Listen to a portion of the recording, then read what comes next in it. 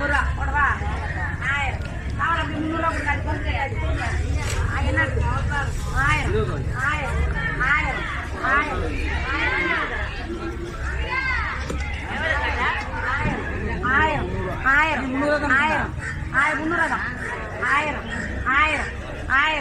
1000 வாங்க பண்ணா 1000 கேட்கறாங்க 1000 என்னடி சங்கடை கிடக்குது அதுல கிடக்குது 1000 அது வாங்கி வச்சுட்டாங்க 1000 கீழே 1000 பாரு 100 ரூபா கூட 1100 ரூபா கொடு